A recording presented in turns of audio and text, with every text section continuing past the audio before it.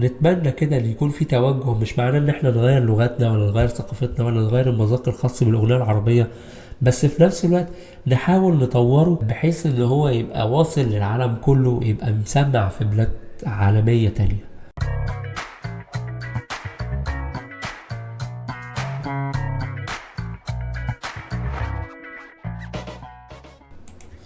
ازيكم جميعا وعاملين ايه؟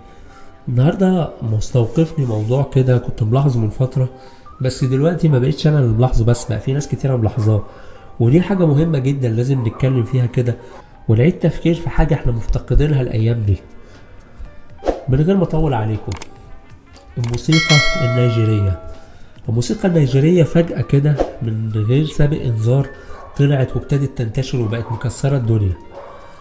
حاجة غريبة جدا ان هي موسيقى في نفس الوقت معتمدة شوية على الايقاعات الافريقية، وفي نفس الوقت ليها ستايل مودرن، ستايل علم مع الناس.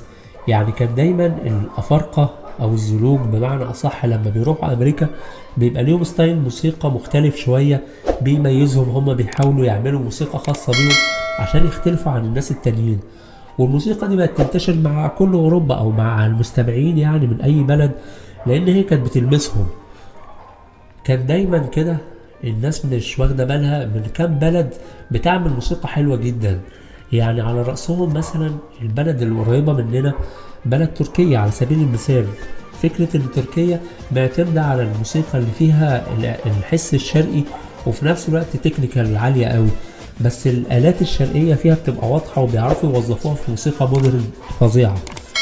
لما تيجي مثلا تدور على بلد تتفاجئ مثلا فكرة التقنيات اللي فيها، بس البلد دي أوروبية جدا وفي نفس الوقت ما هياش بلد من البلاد العظمى مثلا في أوروبا، زي رومانيا.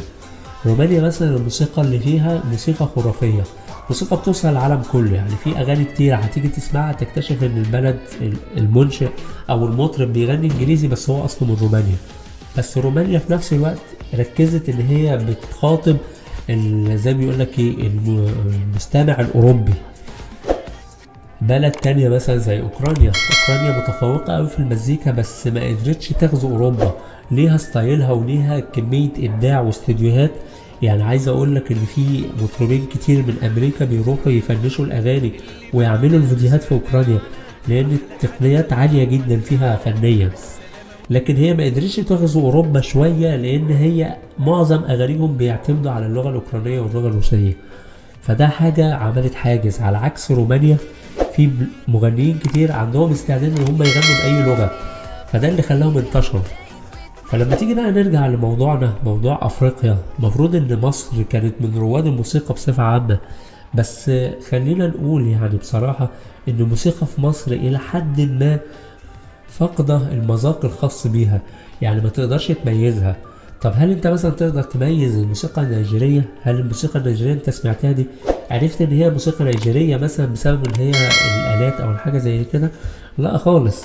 بس في نفس الوقت هي كان ليها جمهور مستهدف، وفي نفس الوقت النيجيريين بيغنوها بالانجليزي اللي هو لغة عالمية او لغة اغلب الناس اللي بيحبوا يسمعوا موسيقى حتى غير الناطقين بالانجليزيه بيسمعوا الانجليزيه. لكن لو واحد مثلا عنده استعداد ان هو يسمع اغاني انجليزيه وجبت له مثلا اغنيه بلغه برتغاليه فرنسيه اسبانيه، نادرا ما الاغاني دي بتنجح، لان برضه بيفضل الحاجز ان هو مش هيعرف يرددها. فكره اللهجه نفسها او اللكنه بتاعت اللغه الاسبانيه ولا البرتغاليه ولا الفرنسيه بتفضل حاجز في انتشار الاغنيه دي حتى لو كانت الاغنيه دي حلوه. بلد برضو حابين نجيب سيرتها ان هي تعتبر من البلاد العظمى في ناحية الموسيقى في افريقيا، هي المغرب. المغرب بتعمل موسيقى عالية جدا، يعني انا في وجهة نظري الكواليتي بتاع الانتاج بتاع الاغاني المغربية تفوق على مستوى الوطن العربي كله. بس في نفس الوقت جمهورها مش منتشر في الوطن العربي، لان اللغة المغربية صعبة مثلا على المصريين، صعبة على الخلايجة، فبتنتشر في بعض الاحيان في فرنسا بسبب المهاجرين اللي هم مغاربة وعايشين في فرنسا او عايشين في اوروبا عامة. فبرضه فكرة اللغة دي حجمت انتشار الاغنية، مع ان فعلا زي ما بقول الكواليتي بتاعها عالي جدا عالمي.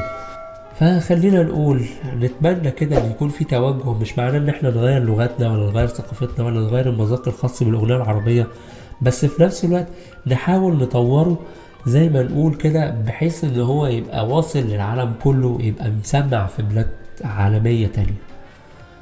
لو الحلقة عجبتك متنساش تعمل شير عشان الناس كلها تستفيد من المعلومات دي، وفي نفس الوقت تعمل لنا سبسكرايب وتتابعنا على الفيسبوك والتيك توك والانستجرام عشان تبقى اول واحد يتابع الحلقات الجاية. شكرا.